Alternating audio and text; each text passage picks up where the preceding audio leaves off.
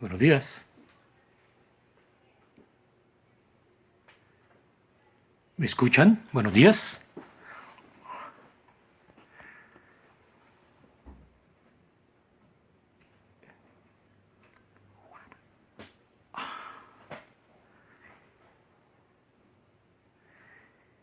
Buenos días.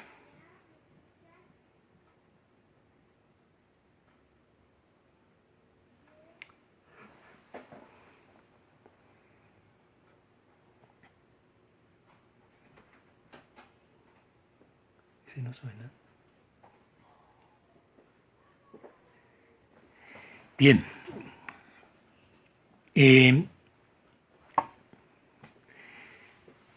Vamos a mirar el libro hoy de Jueces.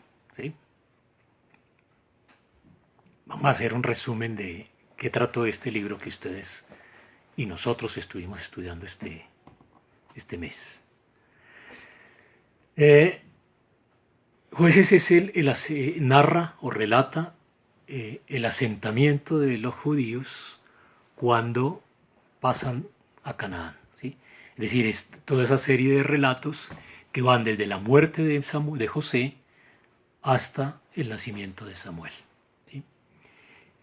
Realmente uno cuando lee Jueces, ¿sí?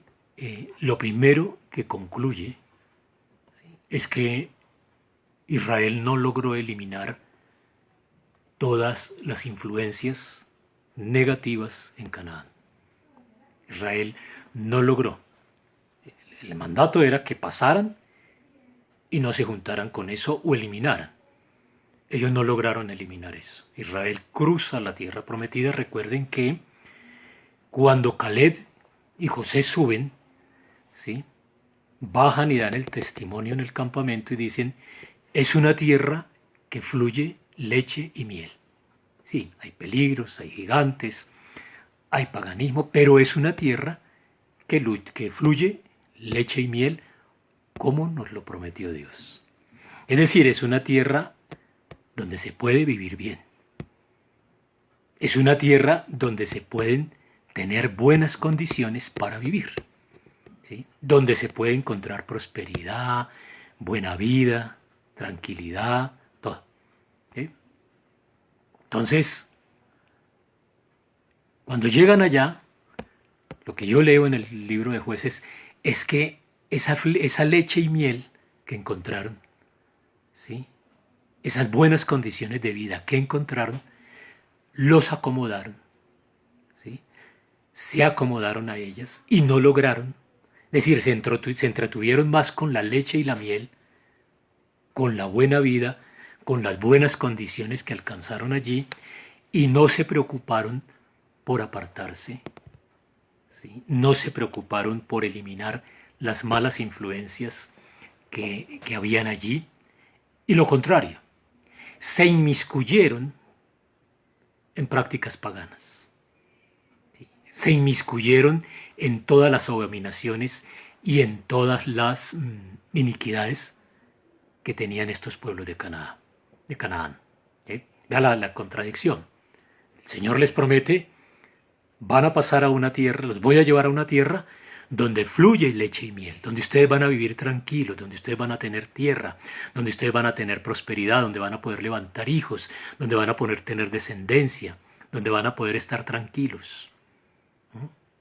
Ellos llegan a tierra de Canaán y se dan cuenta que la promesa de Dios sí fue así. Pero se conformaron con la leche y la miel, solamente. Y no se preocuparon por adorar a Dios. Y adorar a Dios implicaba primero que todo, para poderse adorar a Dios, era no inmiscuirse en las costumbres paganas, en las costumbres en abominación que tenían esos pueblos, sino hicieron lo contrario. Se inmiscuyeron, se mezclaron, ¿sí? Se contagiaron, no separaron. Y al final resultaron actuando peor que los canaítas. Resultaron actuando peor que muchos de esos pueblos. Esa es la paradoja. Dios los saca de Egipto, los aparta, los lleva por el desierto. Quiero un pueblo santo, quiero levantar un pueblo santo, un pueblo diferente, Y ahora cuando los cruza a la tierra de Canaán, ellos resultaron peor, actuaron peor. Es decir, historias como las que uno lee en Jueces no ocurrieron en Israel ni de donde ellos venían antes. ¿Sí? Se degradaron. Es decir, la conclusión que uno saca del libro de Jueces es se degradaron. ¿Sí? Y claro, el enemigo estaba ahí. Y el enemigo oprime. Y entonces no era gratuito. Claro, además era un pueblo guerrero, era un pueblo que iba con el favor de Dios siempre, y entonces por donde iban casi siempre ganaban las batallas. Entonces, claro, era un pueblo guerrero, ¿sí? Era un pueblo que despertaba odios, que despertaba miedos, que despertaba envidias, y entonces sus enemigos también se fueron dando cuenta que pues tenían que atacarlo duro, ¿sí? Y que tenían que de alguna manera rodearlo, ¿sí? Y oprimirlo. Y eso es lo que uno ve, ese juego entre un pueblo que llega, ¿sí? Y vive entre las costumbres paganas, las prácticas paganas y la opresión de sus enemigos. ¿Sí? Y la opresión de sus enemigos no porque fueran débiles, repito. Entraron a la tierra prometida siendo fuertes y además el Señor iba con ellos. Eso los hacía más fuertes. ¿Mm? Pero se debilitaban en el pecado, en las prácticas. En el mundo contemporáneo nos puede ocurrir eso. Usted puede salir de su casa de hogar cristiano. ¿Sí? Usted puede salir de su casa donde ha recibido devocional, enseñanza de la palabra, meditación de la palabra, oración, ¿sí? Cobertura, esa cobertura que sus padres le han dado, o sus abuelos, o en la iglesia. Usted puede salir de ahí, de ese mundo, y llegar, ¿sí? A la vida común y corriente, al mundo común y corriente, a trabajo, a empresa, todo, ¿sí? Y encontrarse con una misma situación. ¿Sí? Quedar debilitado en su fe, quedar debilitado en su testimonio, quedar debilitado en su vida diaria, ¿sí? Casi que a veces hasta ser imperceptible para los demás que usted es un hijo de Dios. ¿Sí? Puede el enemigo llegar a debilitarlo tanto con lo que le ofrece, con la comodidad y la tranquilidad que le ofrece en el mundo, que lo puede debilitar casi hasta el punto que se vuelve imperceptible. Muchos cristianos se conocen así, y sobre todo en el mundo juvenil, imperceptible, ¿sí? Imperceptible, no hay una diferencia porque el enemigo oprime. El enemigo oprime y una de las formas o de los efectos más inmediatos de la opresión del enemigo no es esencialmente el sufrimiento o la tristeza, sino la degradación. Y eso fue lo que le pasó al pueblo de Israel. Sufrieron. Sufrieron como lo vimos cuando Gedeón se encuentra con el Señor y le dice, pero es que mire, nos humillan, nos saquean, nos roban, ¿sí? Nos atemorizan. O como lo que vimos con el ejército de este que los atacó tan duro, que es el que mata a Yael. ¿Sí? Sí, tenían sufrimientos. Pero eso no los debilitaba tanto como la forma como se degradaron. Yo creo que una primera conclusión de este libro de Jueces que le debe quedar a usted y que me queda a mí, indudablemente, y a todos los que hemos tenido este privilegio en el equipo de líderes este mes de haber podido estudiar este libro es este. ¿Sí? Señor, que no me vaya a degradar un día en mi vida. Puedo mañana ser un gran triunfador, un gran profesional, un gran artista, pero con una vida degradada. ¿Eh? Entonces esa es una primera aproximación que quiero compartir con ustedes esta mañana de el libro de Jueces. Un pueblo, ¿sí?, que lo distrajo, un pueblo que se distrajo, es mejor, un pueblo que se embelezó con la leche y la miel, ¿sí?, con la prosperidad que encontró en Canaán, con la tierra amplia, y no hizo lo que tenía que hacer primero que todo, eliminar las malas influencias que lo iban a rodear y en vez de eliminarlas, se inmiscuyó en ellas. Entonces el libro de Jueces es ese relato, ¿sí? Cómo un pueblo se va degradando, degradando, porque además la degradación fue paulatina. Entraron levantando altares al Señor, entraron a la tierra, ¿sí? Dando loor, dando gloria, ¿sí? Dando gracias, y lentamente, paulatinamente, se fueron degradando. Y eso es lo que uno encuentra en el libro de Jueces, una narrativa de una serie de jueces que el Señor fue levantando. Entonces, era tanta la degradación, o tanta la degradación en que iba el pueblo de Israel, que generalmente lo que el Señor tuvo que levantar no fue tanto líderes espirituales, sino líderes militares. Esa es una paradoja terrible. Era tanta la mezcolanza, era tanta la forma como se inmiscuían con estos pueblos cananeos, que claro, los atacaban. Entonces el Señor finalmente lo que iba levantando era más que líderes espirituales, más que hombres que enseñaran la palabra, levantaba, era luchadores militares. Le tocaba para poderse defender, sí, de todo esto, luchadores militares, ahí sí como diría uno hoy, chafarotes, porque esos son los militares, pues obviamente no son políticos, son chafarotes, en cualquier parte del mundo. ¿Sí? En manos de un militar un Estado es eso, en manos de un chafarote. Y uno mira actuaciones de estas y uno dice, claro, les faltaron, pero es que no le daban tiempo al Señor de levantarles un Moisés, ¿sí? Un José. No, todo el tiempo el libro de Jueces es eso, es la narración de unos luchadores militares. Algunos valerosos, otros sí, pero más líderes militares que maestros de la ley o enseñadores de la palabra. Y claro, unos de estos ayudaron a Israel a librarse. Algunos, ¿sí? ¿Sí?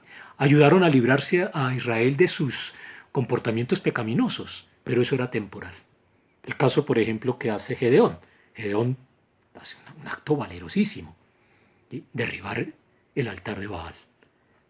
Eso era como derribar las torres de Nueva York hoy. Así, eso, derribar, no, es que, créanme que no estoy exagerando. Derribar el altar de Baal era una cosa significativa en esa tierra. Significativa. Baal no era un Monserrate. Baal no era un señor de los milagros allá en Buga. No, la estatua de Baal era un símbolo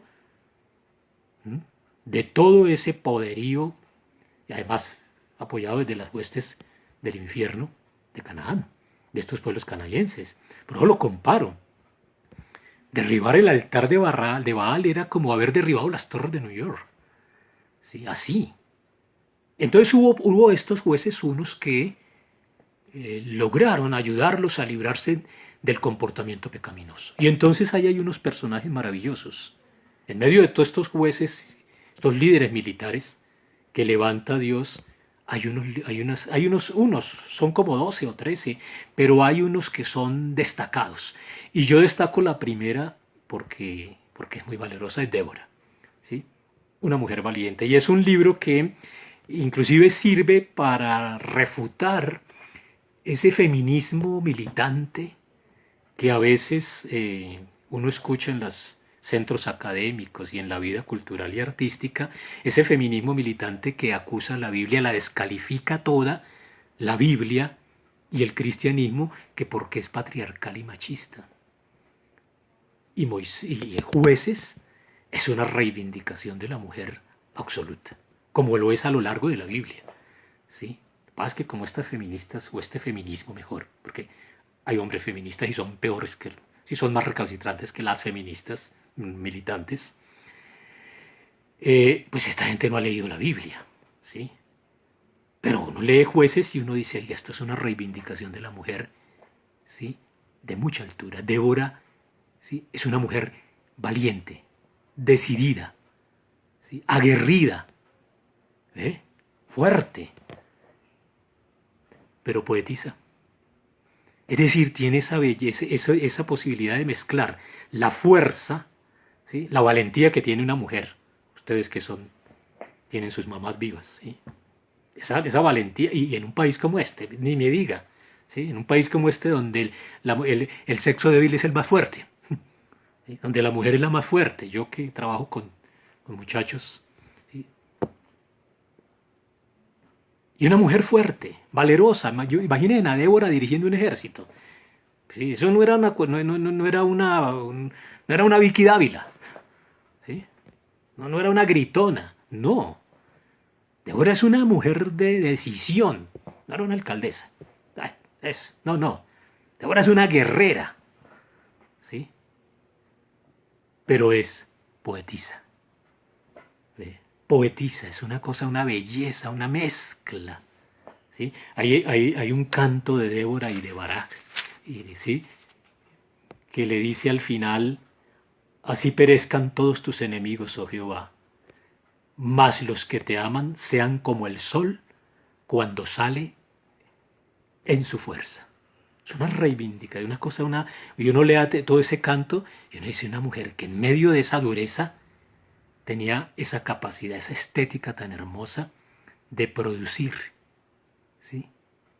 Belleza, de producir poesía, de cantar, de alabar. Uno lee el texto, el cántico ese que está en el capítulo 5, es una reivindicación de la mujer. Y es una reivindicación de la mujer con Yael. ¿Sí? Yael era una de esas descendientes, no era hebrea, no era israelí directamente, era de esas descendientes, dicen los antropólogos y los arqueólogos que han hecho todo el trabajo, que era una mujer descendiente de esas de la esposa de Moisés, que era de otra raza, ¿sí? Pero es una mujer que decidida también. Es una mujer que, claro, no tiene la fuerza, no tiene la capacidad estratégica de Débora, pero tuvo la intuición. Y se dio cuenta que cuando llega este tipo allá, que se me va el nombre en este momento, perdón, Sísara, se encuentra frente a un bandido, ¿sí? Además un guerrero también, un tipo que asolaba, un tipo que la misma mamá, Débora, cuando hace el cántico, ¿sí? La misma mamá de Sísara lo describe. La descripción que hace la mamá de Sísara es un hombre que asaquea todo, que reparte, que despoja, ¿sí? Que tiene mujeres, es un macho, es ese ideal de hombre. ¿Sí? Ese hombre que ningún... Y ese hombre, Débora misma le dice a Barak, no lo derrotarás tú, lo derrotará una mujer. Dios se lo va a entregar a una mujer. Y a mí estas dos historias me parecen bellísimas porque, primero que todo, pues yo me voy por el lado cultural. Este es un país donde la mujer, ¿sí? Vive unas luchas duras, pero donde grandes cosas se hacen desde la mujer. Yo miro solamente el liderazgo de la iglesia nuestra y del liderazgo de jóvenes nuestro. ¿Sí? Y si ustedes se han dado cuenta, es mujer más. Y no solo en número, en papel y en acción. ¿Eh? Pero uno se va por todo lado en este país y es así. Entonces en Jael es esa, mire, una mujer que no necesita ser guerrera, ni necesita ser juez, ni necesita estar en altura, como estaba Débora, para ejecutar una acción que libera a Israel. Dos mujeres utilizó el Señor para liberar a Israel, para mostrarle que no era un asunto de fuerza, ni de machos, ni de valerosos, ni de hormonas, ¿sí? Ni de genitales, ni de nada de esas cosas, que es depender de Dios, que es obedecer a Dios. ¿Sí? Y entonces contraponga usted la historia de Débora y Yael con Sansón, vea la paradoja. Sansón es otro de esos personajes de jueces que llaman la atención, porque Sansón, en Sansón hay una participación divina. Espérenme, Laura, porque yo me extiendo y se me olvida. Sansón es de esos personajes en la Biblia en los que hay una participación divina desde su nacimiento, ¿sí? Al igual que Moisés, Samuel, ¿sí? Juan el Bautista, el Señor Jesús. Desde su nacimiento hay una participación divina porque tiene una misión específica. Sansón es de esos. Y lo hace fuerte. Un hombre con toda la fortaleza física, el vigor físico, yo me imagino que hasta la belleza física. ¿Sí? Y mire la paradoja. ¿Cómo termina? A pesar de toda su fuerza, no logró Sansón, primero que todo, ayudar a los israelitas a abandonar el pecado. Voy a ir, por ejemplo, al Salmo 33. Si lo tienen ustedes ahí, búsquenlo, ¿sí? El Salmo 33 el Señor dice, el rey no se salva, el Salmo 33, 16, por si no lo ha encontrado, ¿sí? O no lo quiere que se lo lea aquí, pero si lo encuentra, busca el versículo 16. El rey no se salva por la multitud del ejército, ni escapa el valiente por la mucha fuerza. Vano para salvarse es el caballo. La grandeza de su fuerza a nadie podrá librar. Esa es la historia de Sansón. Tipo fuerte. El Señor además lo hace fuerte porque le tiene una misión. 10 Déboras yo creo que no alcanzaban la fuerza de Sansón. Y sin embargo no pudo Sansón. Y mire la paradoja. Un hombre fuerte que prácticamente se suicida. Yo veo la muerte de Sansón es casi un suicidio. Que cae bajo una fuerza más grande que la de él. Unas columnas que le caen encima. Débora, una mujer que aparentemente la historia ha dicho que es el sexo débil, una mujer logra liberar a Israel y no solamente lo logra liberar militarmente, lo hace volver del pecado por un momento. Es decir, es una mujer de decisión, es una mujer de fortaleza física, valiente, viril, eso es lo que llama virilidad. Virilidad no es un asunto de genitales, ¿sí? No se crean eso, no se dejen meter ese cuento. Virilidad no es un asunto de genitales. Desde la Grecia antigua, virilidad tiene que ver con vigor, virtud, valentía. Eso es Débora. Pero a la vez de qué es eso, Débora, una mujer consagrada al Señor. Uno lee este cántico que estábamos leyendo ahora y uno dice, esta es una mujer de adoración, es una mujer que en el momento de ponerse ante el Señor, como el Salmo 33, mis fuerzas, mi sabiduría, no son nada delante de ti, Señor. Eres tú, por eso le dice a Barak, no lo vas a vencer tú. Vamos, yo voy contigo, pero lo va a vencer una mujer, pero no también porque esa mujer teme a Dios. ¿Sí? Esos son los personajes que más... Y bueno, Gedeón, que ustedes leyeron uno de los... y que me tocó en esos privilegios que le da el Señor a uno, y además con sus planes, que sus propósitos que se le da, me tocó a mí ese devocional, y esa historia de Gedeón, pues es eso, ¿no? Un héroe considerado improbable, un campesino, así un campesino, un segador de trigo, por allá escondido en una cueva, escondiendo la comida para que no se la robaran. Un tipo por el que no hubiera dado nadie nada. Y el Señor utiliza a él y a 300 hombres para vencer un ejército mayoritario. Entonces, Los Jueces es eso, ¿entiende? Jueces es un libro que lo pone a uno a pensar estas cosas, estas maravillas de Dios, pero también esas contradicciones del ser humano. ¿Sí? Esas contradicciones del ser humano. Esas contradicciones del ser humano donde a veces menosprecia al débil. ¿Sí? Menosprecia personas. ¿Sí? O menosprecia situaciones. ¿Sí? Y el Señor en Jueces se engrandece en esos débiles. ¿Sí? En esos débiles, no porque sean débiles, porque vuelvo ni Sansón era débil. ¿Sí? ¿Qué le faltó a Sansón? Haber confiado en el Señor, haber obedecido al Señor. Tenía toda la fuerza, confió en sus fuerzas. ¿Sí? Confió en sus fuerzas. ¿Sí? Y como confió en sus fuerzas, no se libró. ¿Qué tuvo Débora y qué tuvo Yael? ¿Sí? Valientes, decididas, valerosas, inteligentes, pero no confiaron en eso. Confiaron en el Señor. Creyeron al Señor. Siguieron al Señor. ¿Entiende? Entonces, una de esas grandes enseñanzas de Josué es eso. Somos seres así. Ustedes y yo somos seres así. Somos seres que se nos mezclan, que se nos cruzan fortalezas y debilidades. ¿Ve? Entre ustedes, en los que yo conozco de ustedes, hay mucho talento. Y un talento a veces que envidiable, unos talentos para todo. ¿Entiende? Hay juventud, hay vigor, hay belleza. Hay todo eso. Y uno mira en medio de todo esto es un virus que va a pasar en un momento. Esta es una etapa de la vida en la que el Señor tiene un propósito. Pero pues no se vayan a dejar entrar por la pesadumbre de que esto va, no, que esto va a acabar con todo, no. Ustedes van a tener, ustedes están instalando en su época, como yo les hablaba en algún momento también con Deuteronomio, ustedes se están instalando en su época, ¿sí? Y ustedes pueden llegar a ser hombres y mujeres, ¿sí? De muchos logros y de grandes cosas para ustedes y para esta sociedad y para este país y para todo, ¿sí?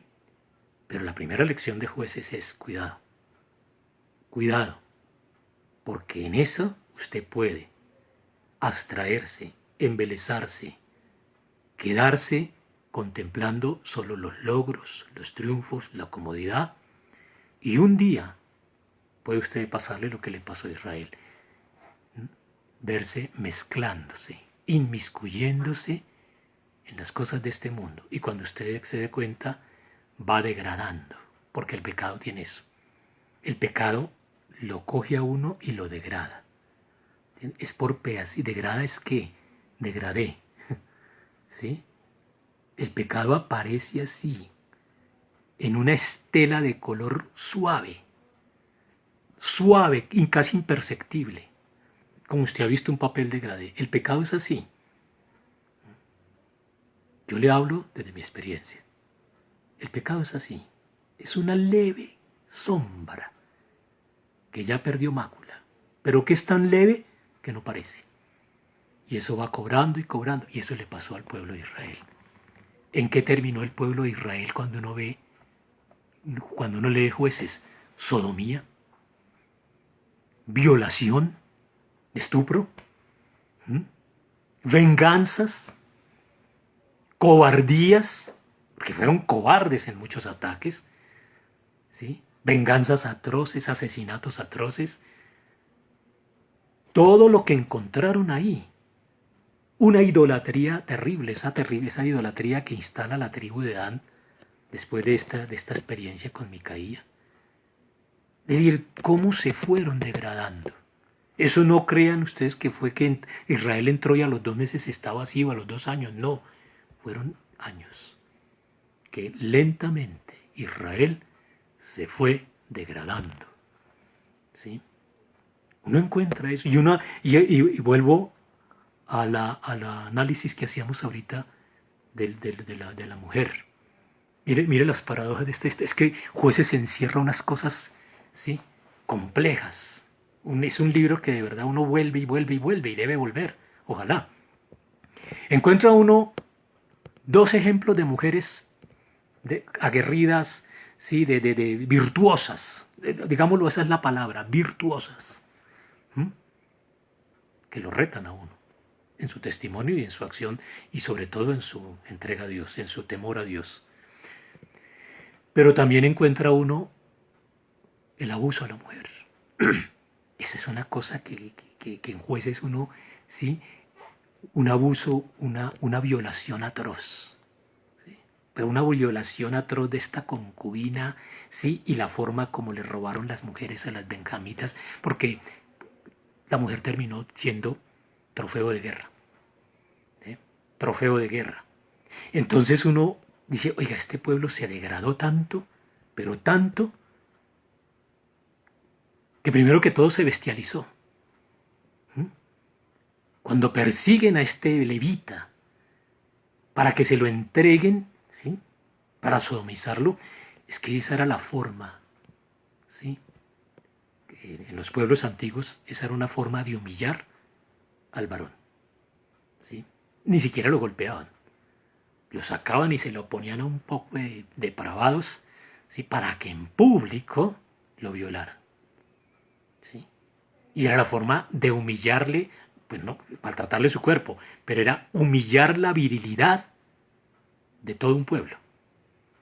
Eso era más o menos, son historias que yo recuerdo que cuando trabajé como periodista en este país encontré, en esos años, últimos años que trabajé, que hacían estos masacres paramilitares en Córdoba y en el Magdalena Medio. Y ahí fue donde yo entendí gran parte de esto.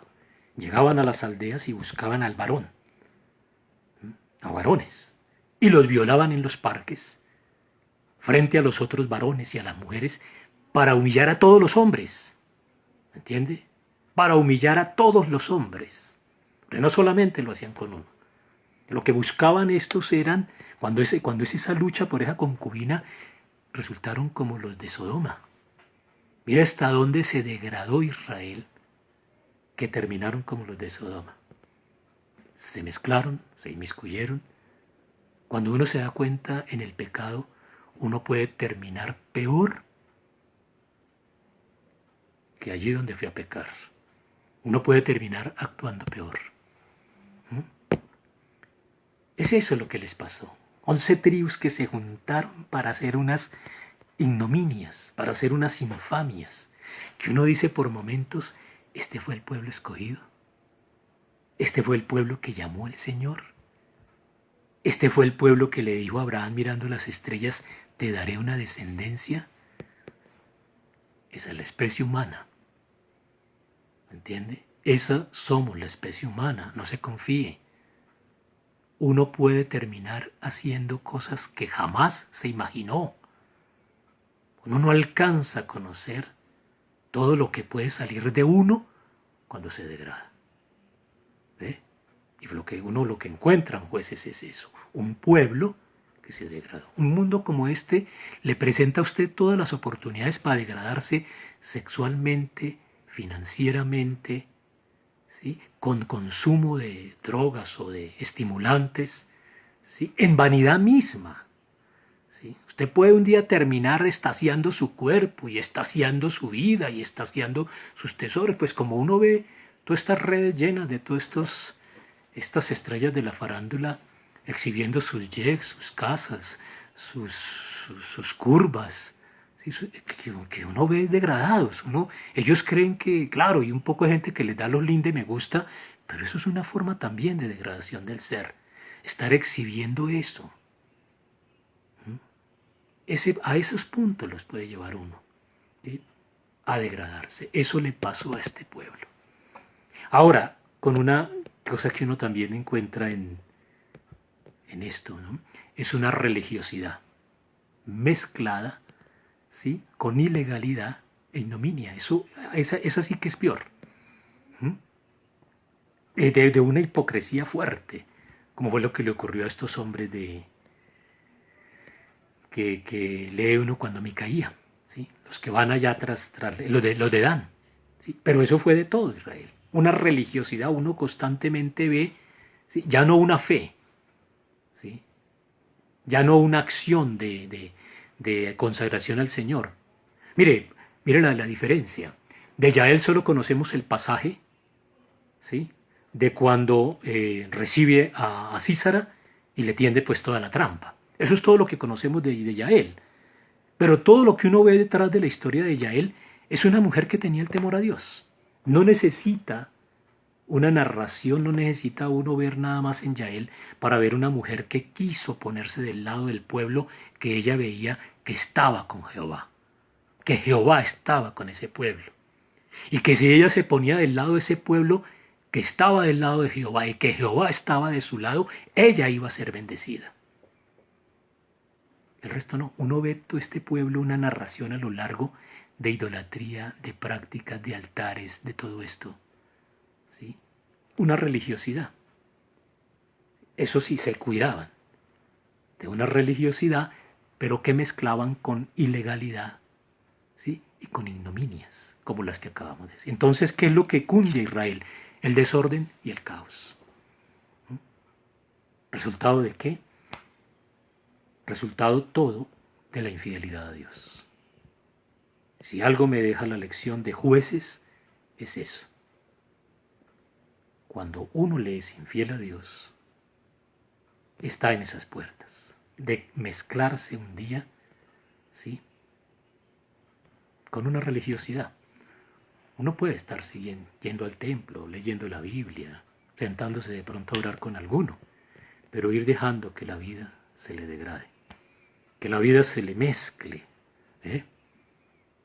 Y lo que le pasó a este pueblo, ¿sí? Es eso, un pueblo libertino, un pueblo infiel que tuvo que padecer y que tuvo que sufrir. Pero también uno encuentra en todo esto una una bendición grande. ¿Sí? Es que esto también, este libro sirve para mostrar, ¿sí? Que el Señor no quita la bendición. Es decir, uno en este libro, uno mira todas estas canalladas, todas estas ignominias, todas estas cosas a las que llegó Israel, ¿sí? Ese abismo, ese pozo profundo, ¿sí? De ignominia y de libertinaje y de ilegalidad y de inmoralidad en la que cayó Israel. Y en medio de todo eso uno dice, oiga, Dios es muy bueno, ¿sí? ¿Qué es lo primero que encuentra uno en lección de eso? El Señor no quita la bendición ni la salvación. Se aparta, eso sí, le aparta a uno la bendición de pronto, ¿sí? Le aparta la protección, porque es que uno es el que se aparta, pero Él no quita. Y eso es una cosa de un amor muy grande, ¿sí? Y ese es el Padre. Ustedes un día que sean papás lo van a entender. De las cosas más hermosas que yo he podido aprender en esta época de papá, estos años de papá, es eso. Entender ese amor de Dios tan profundo, que no quita. Como todos los papás, yo con mis hijas a veces tengo inconvenientes, hay desobediencias, hay todo lo que hace un niño. Pero a veces en el mismo momento en que ella está, alguna de ellas está desobedeciendo o actuando, ¿sí? De una manera indebida, y en mí hay ya un instinto de corrección, yo siento como ese instinto de corrección va saliendo con amor. ¿Me entiende? Va saliendo con amor. Va saliendo con cuidado. La corrección a veces sí molesta, y por eso es que Pablo dice, no airéis a vuestros hijos. No te dejes ganar de la indignación, no te dejes ganar de la molestia que te causa la desobediencia de tu hijo. No te dejes ganar, ¿sí?, del mal acto de tu hijo. Es lo que le dice Pablo, ¿sí? Padres, no exasperar, ¿sí? Pero no lo dejes de hacer, por supuesto. Pero uno cuando es padre, uno siente eso, uno se molesta, esta chinita, esta muchachita, pero uno en el fondo siente que eso sale con amor. Y yo he podido entender el amor de Dios, comprender el amor de Él como Padre. A mí que me tuvo tanta paciencia el Señor. A mí que tuvo que el Señor lidiar conmigo y corregirme tanto y disciplinarme tanto, ¿sí?, y ponerme tanta varita para volverme al camino. Yo digo, eso es mucho amor. Es el amor del Padre. Y ese es el Señor en Jueces. Ese amor, es esa paciencia del Señor levantándoles cada vez a alguien que les liberara. Alguien que no, pero que además no solamente los sacara del sufrimiento físico, que los volviera a traer. Que el Señor va viendo cómo se va degradando ese pueblo cuando va por Gedeón, es eso. No es solamente un pueblo liberarlo de unos madianitas que les roban la comida y los ahuyentan a las cuevas. Es que Israel salga para el Señor más importante inclusive que devolverles la comida o devolverles lo que les robaban los madianitas, es sacarlos de esa esclavitud de Baal. Es sacarlos de ahí, de eso que los degrada, eso que los vuelve nada, eso que los vuelve miserables, eso que les degrada sus cuerpos, su sexualidad, sus relaciones, su trato con la mujer. ¿Ve? Y por eso lo primero que le dice a Gedeón es, derribe esa estatua. ¿Sí? Derribe eso. ¿Ve? Un Señor que les ama tan profundo que va viendo cómo más que la dureza de los guerreros o de los ejércitos que los rodeaban, era la condición del corazón de Israel. Cómo sacar a este pueblo, cómo liberarlo de sí mismo. Mi invitación con Jueces es que usted le entregue al Señor esa lucha que usted tiene, que usted puede tener en lo que sea. Yo no las voy a mencionar. Usted debe saber cada uno de ustedes cuál es la lucha que tiene, que le puede degradar. Dígale a Dios como en Jueces. ¿Sí? Esa liberación, si uno puede hablar en una palabra, ¿qué es Jueces? para mí es liberación. Liberación, libertad. Yo recuerdo que la primera vez, cuando empezamos este libro, Linita, que debe estar por ahí, les dio a ustedes una introducción, una meditación sobre el libro de Jueces, y la palabra que ella usó fue libertad. Y es eso. Yo me reafirmo hoy en eso donde empezó.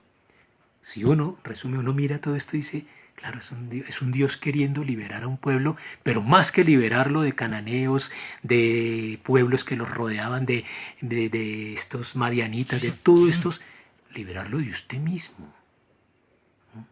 De sus propias bajezas. Entonces es un libro en el que sobresale la fidelidad del Señor a su pacto, la fidelidad de Dios a su pacto. Dios honra su nombre. Él hizo un pacto con Abraham, Él hizo un pacto con Isaac, Él hizo un pacto con Jacob. ¿Sí? Estos son unos degradados, estos son unos degenerados, estos son unos acomodados, pero yo empeñé mi palabra con sus padres, con sus mayores, y no voy a abandonar este pueblo.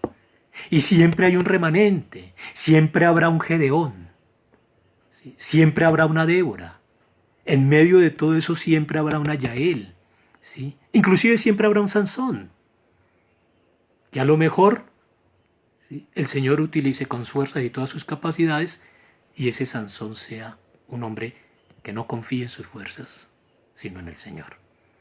Pero siempre lo que encontramos en Jueces es un Dios dispuesto a liberar a su pueblo.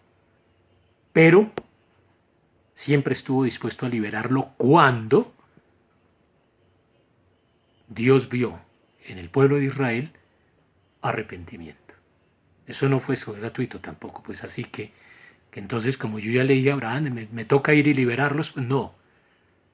A veces tuvieron que llegar a unos sufrimientos extremos casi hasta la extinción, como lo que hicieron estos con la tribu de Benjamín. Ellos mismos casi que lo exterminan. Es más o menos lo que quería hacer Hitler con el pueblo judío. O esos exterminios que hemos visto en este país, bueno, y en otros países. Es decir, borrarlos de la tierra, más o menos lo que quería hacer Estados Unidos con los vietnamitas. Borrarlos de la tierra. ¿Sí? Borrarlos de la tierra, borrar toda su huella. Eso fue lo que más o menos uno lee esa historia y uno se imagina historias de, oiga, este mundo no ha cambiado. ¿Sí? Esta naturaleza humana es la misma. Pero el Señor siempre había un remanente, con uno solo. Y por ese solo levantaba nuevamente y lo llevaba al arrepentimiento. Por eso le decía a Gedeón, primero derribe esa estatua. Y el mismo papá de Gedeón, que al comienzo se opuso, y después dice, no, tenemos que apartarnos, tenemos que volver. Entonces es un Dios que siempre, y tenga la seguridad que, por más que usted a veces ruede y se equivoque y todo, tenga la seguridad que en el momento en que en usted haya una actitud de arrepentimiento, Dios está siempre ahí a la puerta para liberarlo, para liberarnos. ¿Sí? Jueces, por eso, ese final, esa frase final con la que termina es lapidaria. En aquellos días no había rey en Israel, es decir, no había ley en el corazón de los seres. ¿Sí? Cada uno hacía lo que mejor le parecía. En aquellos días no había rey, y no era que necesitaran un Samuel, o un Saúl, o un David. No, que los reyes humanos todos son igual. Unos más, otros menos. No había rey, es decir, no estaba Dios en el corazón de Israel. Cuando está diciendo eso, este pueblo se portó así no porque no tenían un Saúl. Este pueblo se portó así no porque no tenían un David. ¿Sí? Este pueblo no se portó así porque no tenían un Josías. No. Este pueblo se portó así porque no había rey. No había soberano en el corazón de Israel.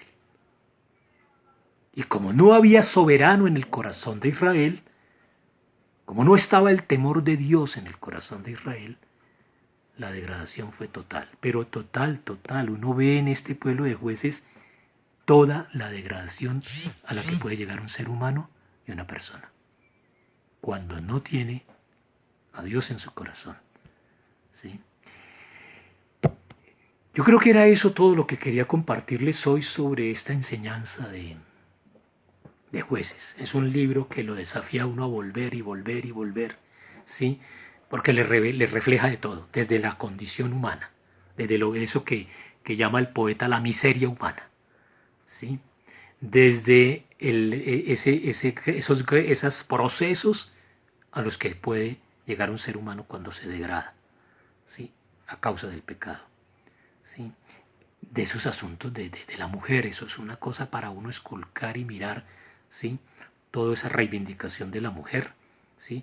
Como una gran protagonista de historia en la Biblia y como un gran personaje en la Biblia. Las mujeres en la Biblia tienen unas historias que, ¿sí? Superan, es decir, la Biblia a veces puede contar 10 historias de hombres, ¿sí? Fabulosos que uno se extasia y de pronto llega historias como Ruth y casi que esas otras 10 historias palidecen, ¿sí? O la de Esther, o la de la Magdalena, ¿sí? No, de esas cosas así. Entonces es un libro que lo apasiona a uno, que lo invita a estar volviendo constantemente a meditar. Pero la verdad, la invitación es: dele lugar a Dios en su corazón para que sea el soberano. Dele lugar al Señor en su corazón para que Él sea el soberano, ¿sí? Para que no tenga usted que conocer esa opresión del pecado y esa opresión de nuestra condición que tuvo que vivir Israel. No fue tanto oprimido por sus enemigos como por su propia condición pecaminosa. Bueno, Dios los bendiga. Un gusto haber estado con ustedes.